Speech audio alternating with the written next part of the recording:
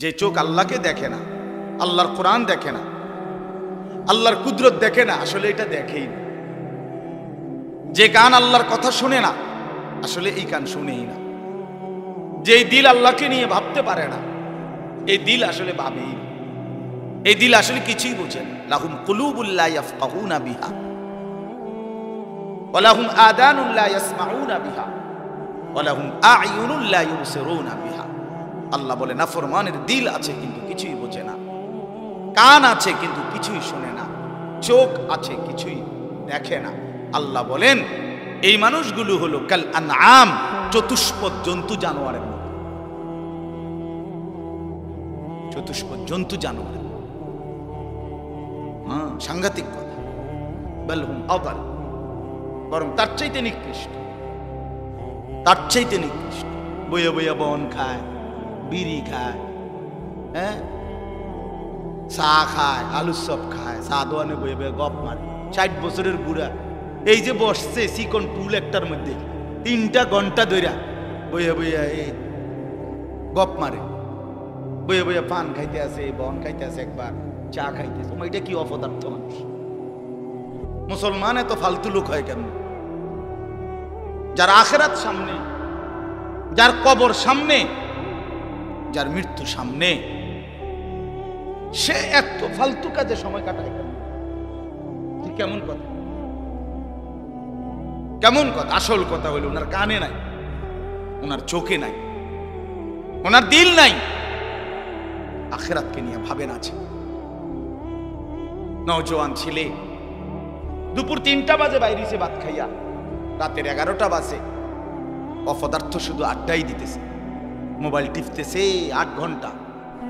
বন্ধুদের আড্ডা, হাসে, লাথি মারে, থাপ্পড় মারে, খারাইয়া মতে, মন চাইলে বইয়া মতে, মন চাইলে হাঁটতে হাঁটতে মতে। পাগল, মাথা খারাপ। কেন আসছে, কোত্থেকে আসছে, কে পাঠাইলো, কেন পাঠাইলো, কই আসলাম আমি, কিচ্ছু জানে না। মনে যা চায়, আমার যখন যা মন চায় তাই।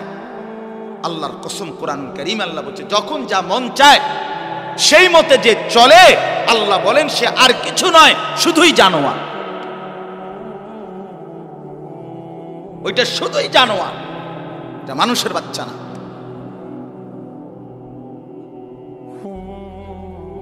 মুসলমান মনের ইচ্ছা মতো চলতে পারে যদি সে মনে করে আমি মুসলমান, তার জীবন হবে নিয়ন্ত্রিত। মুসলমান মানেই যার শৃঙ্খলার জীবন। মুসলমান যে যার বলেই তাকে যে মন মতো চলতে পারে। মন মতো তো চলে জানোয়ার। কুকুর বিড়ালের না কোনো হালাল হারাম নাই, গরু ছাগলের না কোনো হালাল হারাম নাই। মুসলমানের জন্য হালাল হারাম, ইমানদারের জন্য জায়েজ না জায়েজ বেঁচে চলতে হবে।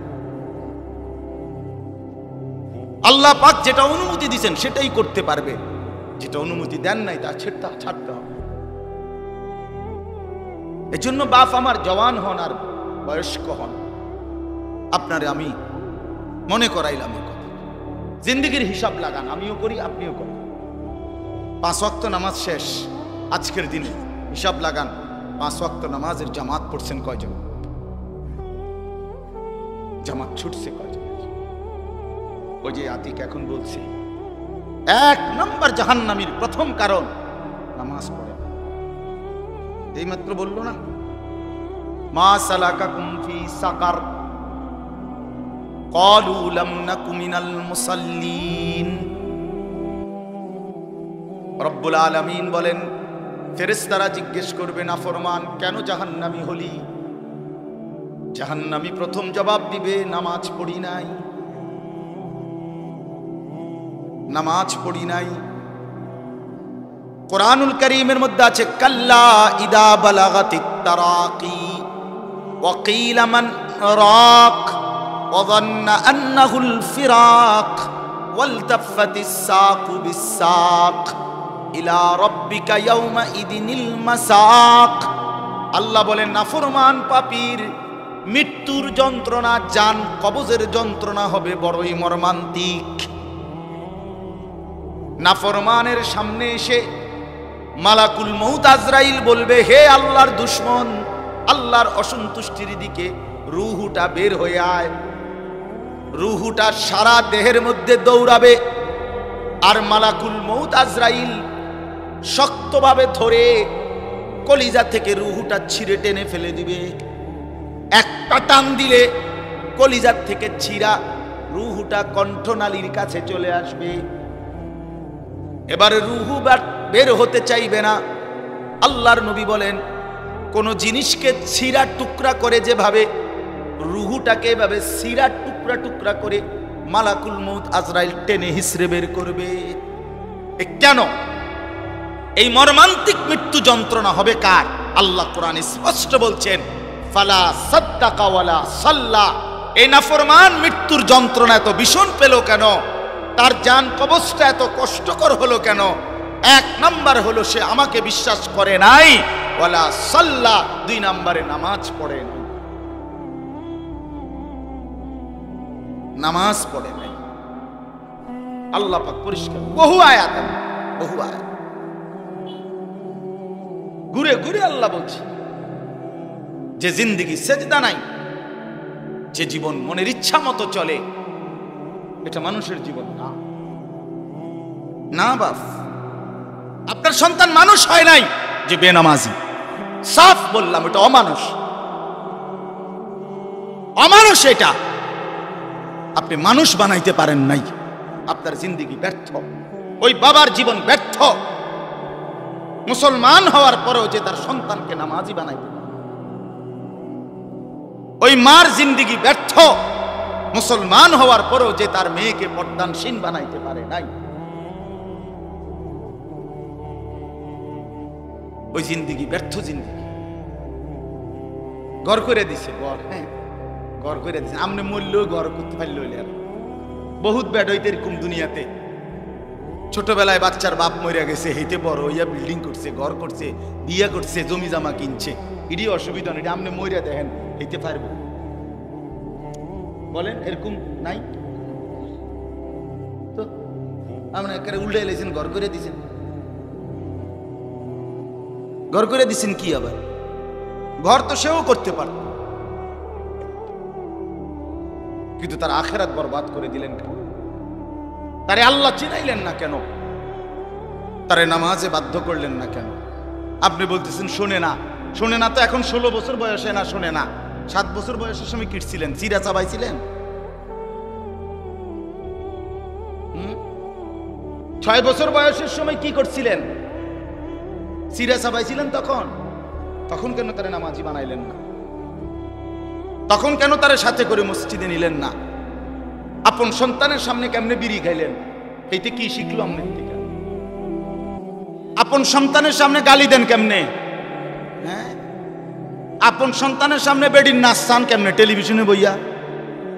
হ্যাঁ, আপনি এই নিকৃষ্ট রুচির মানুষ, আপনার ভূত মানুষ হবো কেমনে? কি গাজরের কথা! বিড়ি খাইতে খাইতে বেটা কয় ভূত মানুষ হোক, পড়ালেখা করো। এইতে যদি আব্বা আপনি ইদি হইলেন না,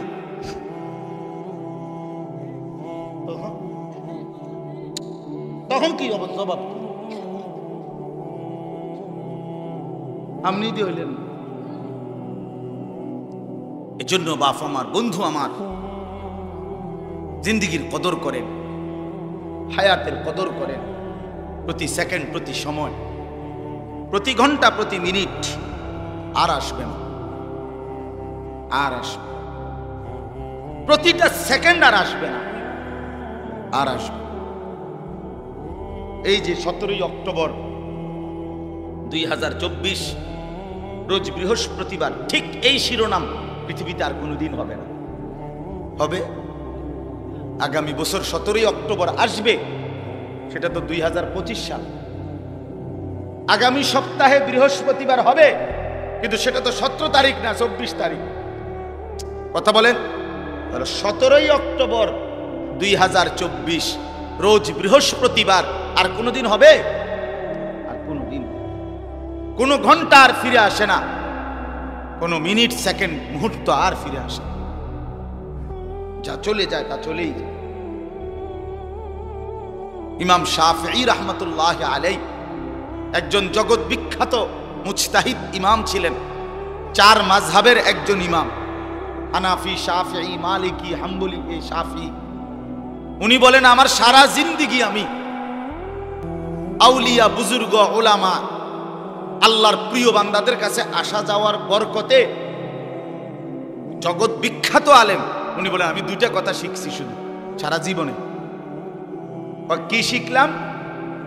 এক নাম্বার শিখছি আল ওয়াক্তু সাইফুন ইন লাম তাকতাহু কাতাআকা।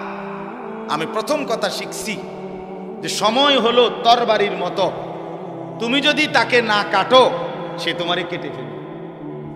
তুমি যদি না ভাগ করো, আমি আধা ঘন্টা বিশ্রাম করব, 10 মিনিট নাস্তা করব, জোহরের নামাজ আমার 1:30-এ, আমি 12:50-এর ভিতরে আমার কাজ শেষ করব, 1:10-এর ভিতরে গোসল করে নামাজের জন্য রেডি হয়ে যাব। হ্যাঁ, আসরের নামাজ আমার 4:15-তে, আমার 3:50-এর ভিতরে উঠে যাইতে হবে, ওযু করে নামাজে যাইতে হবে। এভাবে সব কাজ যদি তুমি কাইটা সময়ের মধ্যে ভাগ না করো, সময় তোমারে কাটতে কাটতে তোমার উপর দিয়ে চলে যাবে। আপনারা যখন রাত্রেবেলা, আমি অনেক সময়টা খেয়াল করি, রাত্রেবেলা নীরবে যখন আমরা ঘুমাই, লাইট বন্ধ হয়ে যায়, তখন ওই দেওয়াল ঘড়ির কাঁটা খেয়াল করেন যে সেকেন্ডের কাঁটা এটা যে ঘুরে, এটা কট কট কট কট কট কট করে, মানে ছোট্ট ছোট একটা আওয়াজ করতে করতে এটা ঘুরে। তা আমার সব সময় এটার আওয়াজটা মনেই হয় যে এটা যেন আমারে কাটতে কাটতে চলে যাচ্ছে। তা আমি যদি সময়কে কাজে না লাগাই, আমি যদি সময়কে ভাগ না করি ইবাদতের জন্য, আখিরাতের জন্য, দুনিয়ার জন্য, ব্যবসাও করবেন, নামাজও পড়বেন, বাজারও করবেন, জামাতও ধরবেন, আপনি মিলাইয়া নিবেন, আপনি ভাগ করে নিবেন, সাজায়া নিবেন। হযরত বলেন ইমাম শাফিঈ, নাই তো সময় তোমারে কেটে কেটে চলে যাবে। 10টা বাজে ঘুমাইছেন, উঠে দেখবেন 6 ঘন্টা চলে গেছে। 12টা বাজে ঘুমাইছেন, উঠে দেখবেন 3 ঘন্টা চলে গেছে। আপনার জন্য 1 সেকেন্ড সময় দাঁড়াবে না। দাঁড়াবে কি বাপ? দাঁড়াবে। কাজে লাগাইলেও চলে যাবে সময়, কাজে না লাগাইলেও সময় চলে যাবে। রাত শেষ হয়ে যাবে, আজকের রাত শেষ হবেই, বাসর রাতও শেষ হবে, জেলখানার রাতও শেষ হবে, আর আসবে না সময়। আর 2 নাম্বার হলো, হযরত বলেন ইমাম শাফিঈ রাহমাতুল্লাহ আলাইহি, আমি দ্বিতীয় কথা শিখছি, নাফসুকা ইন শাগালতাহা বিল হক ওয়া ইল্লা শাগালাতকা বিল বাতিল। মনের চাহিদাকে যদি তুমি জোর কইরা নেক কাজে, হকের কাজে জোর কইরা যদি না লাগাও, তাইলে নফস, মনের চাহিদা তোমারে সারাক্ষণ গুনাহ আর নাফরমানির কাজে লাগায় রাখবে। তুমি ছাইরা দাও শুধু যে আমি আল্লাহর বাঁধন মানি না, রাসূলের কথা মানি না, কোরআনের কথা মানি না, ইসলামের কথা মানি না, কে কি বলছে এগুলো আমার দরকার নাই, আমার মনে যা চায় তাই করব। হযরত বলেন এই তুমি যদি মনের চাহিদাকে ছেড়ে দাও, তাহলে সে তোমার 24 ঘন্টা আল্লাহর নাফরমানির মধ্যে লাগায় রাখবে। এই যে মোবাইল টিপতে আছে রাতের 3টা বাজে, মোবাইলে টিপ, বুঝেন নাই? রাতেরও শেষ নাই, দিনেরও শেষ নাই, চলছে মোবাইল, চলছে নাচ গান, নর্তকী, ছবি, জিনা, ব্যভিচার, উলঙ্গ দৃশ্য, খালাস, জিন্দেগি শেষ, জিন্দেগি শেষ। হাঁটতে হাঁটতে মোবাইল টিপতেছে, পেশাব করতে আছে মোবাইল টিপতে আছে, বাথরুমের ভিতরে মোবাইল টিপতে আছে। মোবাইল তারে এমনে খাইছে যে এটার ভিতরে তার জিন্দেগি দিয়ে দিয়েছে। হায় হায় মুসলমান, মুসলমানের নওজোয়ান, কোন যুবক, তর তাজা নওজোয়ান এত ফালতু হয় না। তারে যুবক বলে না বেটা, যার জীবনে কোনো কর্মের উদ্দীপনা নাই, মেহনতের জজবা নাই, ফিকির নাই, দেশ গড়া, মানুষ গড়া, জাতি গড়া, ইসলাম রক্ষা করা, ইমানের জন্য জান কোরবানি করা, এমন হিম্মত যার মধ্যে নাই, ওইটা কোনো যুবকে না, এটা বুড়া, এটা অলস, অকর্মণ্য, অপদার্থ ছাড়া আর কিচ্ছু না বেটা। 24 ঘন্টা শুধু তোর বেডি ছাড়া, নারী ছাড়া, নর্তকী ছাড়া, জিনা ব্যভিচার ছাড়া, উলঙ্গ দৃশ্য দেখা ছাড়া রাত কাটে না, দিন কাটে না। তুই একটা পচা গন্ধা মরা লাশ ছাড়া আর কিচ্ছু না বেটা। ফালতু লোক বেটা, ফালতু লোক বেটা, এটা একটা বাজে লোক বেটা, অপদার্থ ছেলে তুই বেটা, অকর্মণ্য, জিন্দিগি বুঝি আল্লাহ তাআলা এই শরীর, স্বাস্থ্য, যৌবন, শরীরের এই সৌন্দর্য আল্লাহ বুঝি দিছে হুদয় বেডি সাউনের লেগে। এটা বুঝি কথা হইল মিয়া? সারাদিন মোবাইল টিপবো, চুলেটারে বারবার ফিরাবে আর বন্ধুদের সাথে আড্ডা দিবি, এটা কিতা? এ তো মানুষ না, এটা প্লাস্টিক, এ তো ফালতু লোক। যে জিন্দিগি মেহনত করে না, যে জীবন কর্ম করে না, যে জীবন ফিকির করে না, সেটা আবার কিসের জীবন? কেন আল্লাহ দিল দিলেন? কেন আল্লাহ চোখ দিলেন? কেন আল্লাহ কান দিলেন? কেন আল্লাহ শরীরের মধ্যে সক্ষমতা দিলেন? এই জন্য ভাইয়া আমার, বন্ধু আমার, সবাই মিলে আমরা ভাবা দরকার। চাচারা আপনাদেরকেও বলি, শেষ হায়াত আল্লাহ তাআলা চা দোকানের জন্য দেয় নাই। আপনার শেষ বয়স সারাদিন বইয়া বইয়া ফান খাওয়ানোর লেগে দেয় নাই। শেষ হায়াত আল্লাহ তাআলা বইয়া বইয়া বিড়ি খাওয়ানোর লেগে দেয় নাই। আপনি চা দোকানে বসে বসে বিড়ি খাবেন আর রঙিন টেলিভিশনে নর্তকীর ছবি দেখবেন। খোদার কসম, কবরের প্রথম ঘন্টাতে আপনি টের পাবেন আল্লাহর আযাব কত ভয়ঙ্কর। আপনি টের পাবেন। হ্যাঁ হ্যাঁ, আপনি তো মস্কারি মনে করেন। সুপারিশ, এটা মামুর বাড়ি না। হাউজে কাউসারের পানি, এটি দোকানের পানির বোতল না, এইটা পানির বোতল, বহুত দামি, বহুত দামি নিয়ামত। হ্যাঁ, হাউজে কাউসারের পানি এই পানির বোতল নাকি? তো আপনি এটা আপনি কইলেই তো দিয়ে লাইব। এইটাও তো এমনি দেয় না, এটাও তো কিনুন লাগে 15 টাকা দিয়ে। আর হাউজে কাউসারের এই দামি পানি রাসূলুল্লাহ সাল্লাল্লাহু আলাইহি সাল্লাম এমনি এমনি দিয়ে দিবে। আপনি বিড়ি খাইতে খাইতে হাউজে কাউসারের পানি খাই নেবেন। বাহ বাহ বাহ বাহ, ঘটনা কিটা? এটা এত সস্তা হয়ে গেল? হ্যাঁ, কি ঘটনাটা কি? আখেরাতে তো সহজ মনে করলেন, আখেরাতে তো কম দামি মনে করলেন। জান্নাত আপনি কি ছোট? জান্নাত কিটা আসলে? 2টা রুম আর একটা বাথরুম নাকি? 2টা রুম আর একটা বারিন্দা, এটা জান্নাত? তো আপনি কি মনে করছেন? এটা কি ভাবছেন? আল্লাহ আমাদেরকে মাফ করে দেন। এই জন্য চলেন, আমিও ভাবি, আপনিও ভাবেন, বয়স্ক বাবারাও ভাবেন, নওজোয়ান ছেলে তোমরাও ভাবো। আরেকবার ইনসাফের সাথে ভাবো ভাইয়া, জিন্দিগির আপাদ মস্তক, রাতের কি খবর, দিনের কি খবর, সকালের কি খবর, বিকালের খবর। 365 দিনে কোনো দিন ফজরের নামাজ পড়তে মন চায় না। আর এই কেমন জানোয়ার জিন্দিগি তুমি গঠন করছো? এ কেমন অমানুষের জিন্দিগি তুমি কাটাচ্ছ? মুসলমানের ঘরে তুমি কেমনে ঘুমাও? তোমার মতো দুশ্মন কেমনে ঘুমাও? 5 ওয়াক্ত নামাজ, 1 ওয়াক্ত নামাজ পড়তে চায় না। এ কেমন জিন্দিগি? মুসলমান 30 বছর কেমনে মিশা কথা বলে? 30 বছর একজন মুসলমান টানা কেমনে সুদ খায়? প্রতিদিন একজন মুসলমান ব্যবসায়ী ওজনে কেমনে কম দেয়? কি মুসলমান? একজন মুসলমানের ঘরে প্রত্যেক দিন কিভাবে টেলিভিশনে নাচ গান, উলঙ্গ ছবি, নাটক, সিনেমা প্রতিদিন চলবে? এটা মুসলমান? কোনোদিন মনে পড়বে না এটা গুনাহ? কথা বলেন না আমার। আপনার কি কোনোদিন মনে পড়তো না এটা কি? প্রতিদিন আপনার বিবি বাচ্চা, নাতি নাতনি এরা ডেইলি টেলিভিশন চায়, প্রত্যেক দিন নাচ গান দেখে। আপনার চোখের মধ্যে একটু ভাঁজও নাই, আপনার কপালটার মধ্যে একটু টেনশনও নাই, আপনার চোখে এক ফোঁটা পানিও নাই। আহা, আমার বাচ্চার কি হবে, আমার বিবির কি হবে, আমার সন্তানের কি হবে? আপনাদেরকে শুনাই বাপ, এক সাহাবী ছিলেন ওয়াসিলা ইবনুল আসকা। আমরা নিজে কিতাবে পড়ছি ওয়াসিলা এই সাহাবীর নাম। এই সাহাবী একদিন ওনার ছেলে, উনি মিশরে থাকতেন, ওনার ছেলে রোমে, মানে আজকের ইটালি, এই রোমের খ্রিস্টান বাহিনীর বিরুদ্ধে সাহাবী নবীজির ইন্তেকালের পরে সাহাবীর ছেলে যুদ্ধে গেছে কাফেরদের বিরুদ্ধে। যুদ্ধে খ্রিস্টান বাহিনী এই সাহাবীর ছেলেকে বন্দী করছে, বন্দী কইরা অন্ধকার কারাগারে আটকায় রাখছে। তো ওনার বাকি কাফেলার বাকি সদস্যরা আইসা মিশরে ওনার কাছে এই সংবাদ জানাইছে, আপনার সন্তানকে খ্রিস্টান বাহিনী বন্দী করে অন্ধকার কারাগারে আটকায়া রাখছে। আল্লাহর কসম, আমি নিজে কিতাবে পড়ছি, হযরত ওয়াসিলা এই সাহাবী প্রথম শব্দ চিৎকার দিয়া বলছে, আয় আল্লাহ, তাইলে আমার সন্তান নামাজ পড়বে কেন?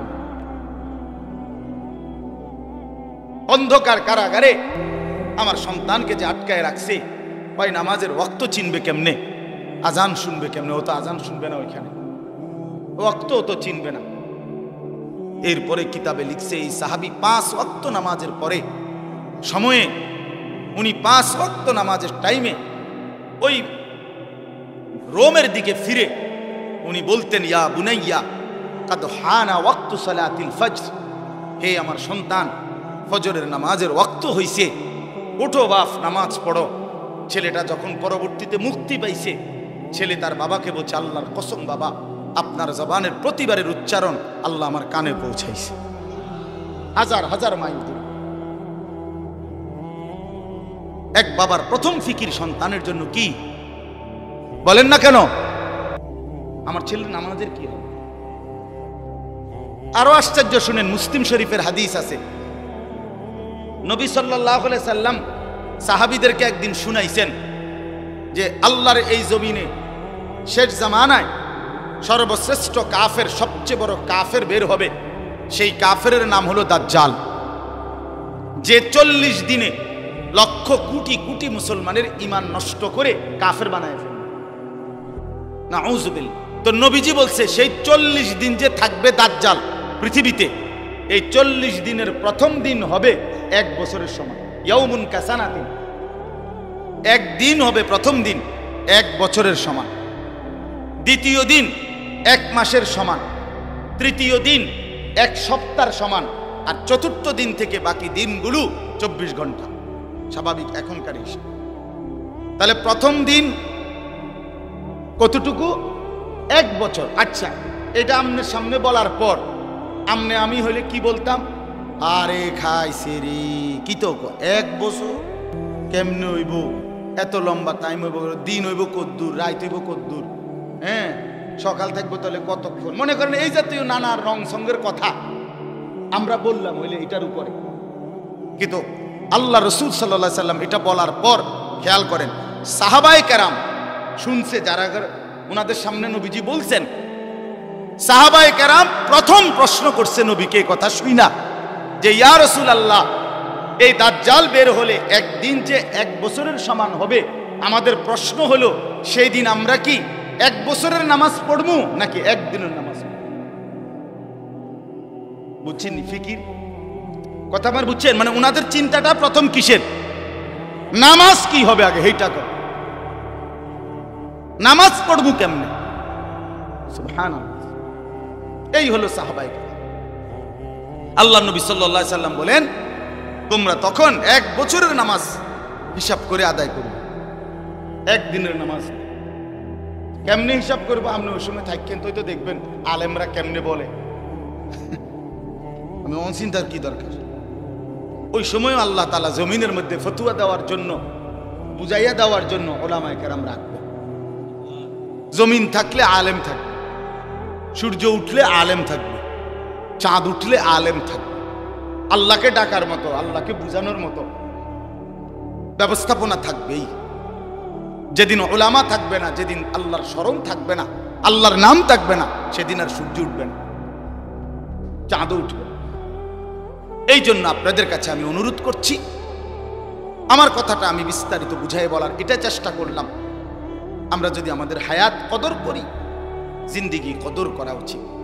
এই যে প্রতিনিয়ত মাহফিল হয়, আমার বাপ মাকসাদ শুধুই কেবল একটা ওয়াজ হইছে, আরো 10 গ্রামে মাহফিল হয়, আমগো গ্রামেও একটা মাহফিল হইছে, এতটুকুই যেন উদ্দেশ্য না, বরং চলেন পরিবর্তনের নিয়তে আল্লাহর কথা শুনি, বলেন ইনশাআল্লাহ। এই কথার থেকেই আমি শুরু করছিলাম। অর্থাৎ কি শুনতে হয়? আন্তরিকতা নিয়ে শুনতে হয়, মনোযোগ দিয়ে শুনতে হয়, তাহলে আল্লাহ পরিবর্তন নসিব করে। ওই বুটও খাইলেন, ওয়াজও শুনলেন, বাদামও খাইলেন, ওয়াজও শুনলেন, বইয়া মোবাইলও টিপলেন, ওয়াজও শুনলেন, বসে বসে জুড়াইলেন, ওয়াজও শুনলেন, বন্ধু বান্ধবের সাথে ফাঁকে ফাঁকে কথাও বললেন, আবার ওয়াজও শুনলেন। নতিজা আরজালের তাবে হয়, নিয়ম হইল ফলাফল নিকৃষ্টতার অনুগামী হয়। এটা আরবি ভাষার একটা কায়দা, মানে ভালো এবং মন্দ উভয়ের মিশ্রণে মন্দের প্রভাব পড়ে। কিসের প্রভাব পড়ে? এটারে কয় আরজাল। আরজাল মানে নিকৃষ্ট জিনিস। মনে করেন একটা টাঙ্কিতে, গাজী টাঙ্কি 500 লিটারের, এইটার ভিতরে মোটর দিয়া পানি পুরাইছে, পুরাইতে গিয়া মোটরের থেকে যে পানি পড়তেছে পাইপ দিয়ে, এটা খুব ফোর্সে পড়ছে, অনেক পানি, তাইলে পবিত্র পানি, কিন্তু সাথে এই ফাঁকে দিয়া একটা অন্য পাইপ দিয়া 1 ফোঁটা 2 ফোঁটা 4 ফোঁটা করে ফুটতে ফুটতে এখানে কয়টা পেশাবের ফোঁটাও পড়ছে। তো পেশাবের ফোঁটা পড়ছে নয়তো 30 ফোঁটা, আর বাকি পুরাটাই পবিত্র পানি, মানে মোটরের পানি। এখন এই দুইটা মিললা ফলাফল কি? এই নতিজা কিসের আসছে? মানে ফলাফল আসছে কোনটার? নিকৃষ্টটা, নিকৃষ্টটা। এই জন্য নতিজা আরজালের তাবে হয়, নতিজা আরজালের তাবে হয়, অর্থাৎ ফলাফল নিকৃষ্টতার অনুগামী হয়। এই জন্য বন্ধু আমার এটা জরুরি, আপনি মনোযোগ দেবেন না, আবার আল্লাহর কথা শুনবেন, এই মনোযোগ ছাড়াটাই থাকবে, আর কিছু বুঝতেন না, ওই মোবাইল টিপাটাই বুঝছেন, ওই বুটটাই পাবেন, বাদাম খানাটাই হলো, আপনার বন্ধুর সাথে কথা বলাটাই হইল, আল্লাহর কথা শোনা হলো, উত্তমটা আসবে না, অনুত্তমটা আসবে ফলাফল। এজন্য আমি কথাটা লম্বা করে বললাম, এজন্য আমার একটা উদ্দেশ্য আছে। আমি চাই সব সময় প্রত্যেক মুসল্লি নিজ নিজ মহল্লার মসজিদের ইমাম সাহেবের জুমার বয়ান মনোযোগ দিয়ে শুনুক, এটা আমার একটা সাধনা। আমি সব সময় এটা বলি, মসজিদের মুসল্লিরা যদি 1 বছরে 52 সপ্তাহ যদি নিজ মহল্লার ইমাম সাহেবের বয়ান মনোযোগ দিয়ে শুনে, বিশ্বাস করেন ধীরে ধীরে জিন্দিগি বদলায় যাবে। এতদিন শোনার পরও আপনার কোনো লড়াচড়া হয় না, আপনি কিতা শুনলেন? 52 সপ্তাহ বছরে, এবার 30 বছর ধরে আপনি জুমার নামাজ পড়েন, তো 30-52তে কতগুলো সপ্তাহ, কতগুলো নসিহত শুনলেন? ওমা আপনি অনবিরিয়ে গান, আপনি কিতা ওয়াজ শুনেন, আপনি বইয়ে বইয়ে সাধুয়ানি গপ মান, এখনো আপনি আগ করলে গালির লগে মাটির তলে সাপ উঠতে দেন, এমন নিকৃষ্ট গালি দেন। মধ্যে তো আপনি কি ওয়াজ শুনেন, কার কথা শুনেন, কারে কয় কে শুনে, আপনি দি কোনো লড়াচড়া নেই, পরিবর্তন নাই। কথা বোঝেন নাই আমার কথা? তো ছিল কি হবে, পরিবর্তন হবে। একদিনে বলি না, আপনারে বলি না যে আজকে রাতের ভিতরে আপনি আব্দুল কাদের জিলানী হইতেই বলে একদম টাঙ্গাই এলাম, এটা কি এমন কিছু? বলেন না, আপনারা এটা বলছি তো? একদিনে কি জুনায়েদ বাগদাদি হওয়া সম্ভব? জুনায়েদ বাগদাদি নিজে হইছিনি একদিনে, তো আপনি হইবেন কেমন? তাহলে বিষয়টা তো এটা না, বিষয়টা হলো মনোযোগী হওয়া, চেষ্টা করা, আমলের জন্য আগানো। ধীরে ধীরে আগাইলে আল্লাহ তাআলা বরকত দেবে। আল্লাহ আমাদেরকে তৌফিক দান করেন, আল্লাহ আমাদেরকে কবুল করে নেন, আল্লাহ তাআলা আমাদেরকে ফিকির দান করেন। অনেক যুবক বসছো ভাইয়া, আল্লাহ তাআলা সমস্ত নওজওয়ানকে আল্লাহ দ্বীনের জন্য, নামাজের জন্য, ঈমানের জন্য আল্লাহ কবুল করে নেন, আমিন। আমি যে আয়াতখানা পড়ছি এবার অল্প সময়, এই আয়াতের তর্জমাটা শুনাই, তাইলেই আমার কথা শেষ। কোরআনুল কারীমের 5 নম্বর পারা, 4 নম্বর সূরা, সূরাটার নাম হলো সূরা নিসা। এই সূরার 69 নম্বর আয়াত আমি পড়ছি। এই আয়াতটার এবার বাকিটুকু সময় সংক্ষিপ্ত কয়েকটা কথা বলতে চাই। আগে একটা কথা বোঝেন, মনোযোগ দিয়ে। এখন সবাই মনোযোগ দিছেন তো? বুট টুট নাই তো কারো লাগে? সাবধান, বুট খাওয়া কোনো নিষেধ না। আপনি মাহফিলের মুনাজাতের পরে সাথে সাথে তো আর প্যান্ডেল খুলতো না, আপনি এরপরে 1 ঘন্টা বুট খাইয়েন বই, আমার কোনো অসুবিধা। আপনি 14 গোষ্ঠীর বুট সব আপনি খাইয়েন, কিন্তু এখন মনোযোগী হন, ঠিক কিনা বলেন না কেন? ইনশাআল্লাহ এরপরে ওলামায়ে কেরাম বয়ান করবে, আমার শায়েখ বয়ান করবে, আপনারা মনোযোগ দিয়ে শুনে মুনাজাত করে এরপরে যান, বলেন ইনশাআল্লাহ। তো দেখেন, এই আয়াত বুঝাইবার জন্য আমি আগে 2টা কথা বলি। 1 নাম্বার হলো, কোরআনুল কারীমের একটা বৈশিষ্ট্য হলো, কোরআনুল কারীমের কোনো কোনো জায়গায় একটি বিষয় প্রথমত সংক্ষিপ্ত আলোচনা হয়, আবার ওই বিষয়টাই অন্যত্র বিস্তারিত আলোচনা হয়। এটা কোরআনের একটা বৈশিষ্ট্য। আল্লাহ তাআলা এক জায়গায় সংক্ষেপে বলছেন, আরেক জায়গায় ওই কথাটাই ব্যাখ্যা করে দিয়েছেন। এজন্য কোরআনের ব্যাখ্যা কখনো কখনো কোরআনের অন্য আয়াত দ্বারা করা হয়। তাফসীরুল কোরআন বিল কোরআন, এটা হলো প্রথম কোরআনের তাফসীর। কোরআনের প্রথম তাফসীর করা হয় যে কোরআন দ্বারাই কোরআনের কি হয়, তাফসীর। মানে একদিকে সংক্ষেপে, তো এইটাই আরেক দিকে বিস্তারিত আলোচনা আছে। তো কোরআনুল কারীমের মধ্যে সূরা ফাতিহা আমরা সবার মুখস্থ। আলহামদুলিল্লাহ সূরা পারেন না এমন ভাগ্যবান কে আছে? হাত উঠানছে, আপনাদের একটু ছবি উঠাইতাম। কথা বলেন না কেন? আলহামদুলিল্লাহি রাব্বিল আলামিন, এই সূরা আমরা আলহামদুলিল্লাহ সবাই পারি না? পারি। আচ্ছা, এই সূরাটা আমরা এইভাবে পারি কেন? সবাই পারি কেন? আমরা এত বেশিবার পড়ি কেন? আল্লাহ তাআলা সেই ফজরের নামাজ থেকে নিয়ে আসা পর্যন্ত ফরজেও, সুন্নতেও, নফলের মধ্যেও, ওয়াজিবের মধ্যেও, এছাড়াও যত নামাজ, তাহাজ্জুদ, আওয়াবিন, ইশরাক, চাশ, সমস্ত নামাজের মধ্যে আল্লাহ তাআলা সূরা ফাতিহাকে এভাবে প্রত্যেক রাকাতে অংশগ্রহণ অন্তর্ভুক্ত করাইলেন কেন? কারণ হলো, কথাটা খেয়াল করেন, এক মানুষের জীবনে, এই যে আমরা মানুষ, আমাদের জীবনের সবচেয়ে বেশি প্রয়োজন কি? সবচেয়ে বেশি প্রয়োজন হলো ভাতের থালা, নাকি? জি না, সবচেয়ে বেশি প্রয়োজন মানুষের হলো হেদায়েত। কি বলেন? বলেন। অর্থাৎ আমি আমার মন মতো চলবো না, আমারে আল্লাহ তাআলা যেন একটি সুনির্দিষ্ট পথ, দিক নির্দেশনা দেখাইয়া দেয়, আমি সেই পথে, সেই নির্দেশনা মেনে আমি চলবো, বিনিময়ে জান্নাতি হব। এইটা যদি মিলে যায়, আচ্ছা আপনারা আরো সহজে বুঝবেন। ইদানিং কালে, বর্তমান জামানায় মানুষ যখন নতুন কোনো জায়গায় আপনার যায়, তখন ওই বলে, ওরে যার জায়গা যাইতেছি লোকেশন পাঠান। তখন ওই বড় মোবাইলের মধ্যে কি পাঠায়? লোকেশন পাঠায়, রাস্তার লোকেশন দেয়। দিলে ওইটা এনে সেট করে দিলে, এবার এইটা ড্রাইভার তার এই যে স্টিয়ারিং চালায় যেটা, এটা সামনে যদি রাখে, ওই লোকেশনটা একদম ও এইটাই ডান বাম বলতে বলতে একেবারে ওই ঘরের সামনে নিয়ে দাঁড় করাই দেবে। এই যে এখনকার নতুন সিস্টেমে। তাইলে আমি যদি একটা লোকেশন পেয়ে যাই, তাহলে আমার জন্য খুব আরাম হয়, ঠিক কিনা বলেন? আরো বলেন, মনে করেন যেমন আমার এখন আরেক জায়গায় বয়ান আছে আজকে, তো ওই বয়ানে যাওয়ার জন্য এখানে একজন ভাই আসছে আমারে নেওয়ার জন্য। তার মানে উনি আমার গাড়িতে বসলে তো আমার ড্রাইভাররে উনি ডাইন বাম বলে দিবে, ঠিক কিনা বলেন না কেন? তাহলে আর আমার আর প্রতি ঘাটে ঘাটে গিয়া জিগানের আর দরকার নাই। রাহাবার আছে, এবার ড্রাইভারে তারে জিজ্ঞাসা করে করে সেই বলে দিবে গন্তব্য ডানে বামে সামনে। এই তাহলে এই হেদায়েত পাওয়া, পথ পাওয়া, দিক নির্দেশনা পাওয়া, এটা জীবনের সবচেয়ে বেশি দরকার। আল্লাহ তাআলা যদি এই দৌলত কাউকে দেয়, আল্লাহর কসম তাকে আল্লাহ সর্বশ্রেষ্ঠ দৌলত, সর্বশ্রেষ্ঠ।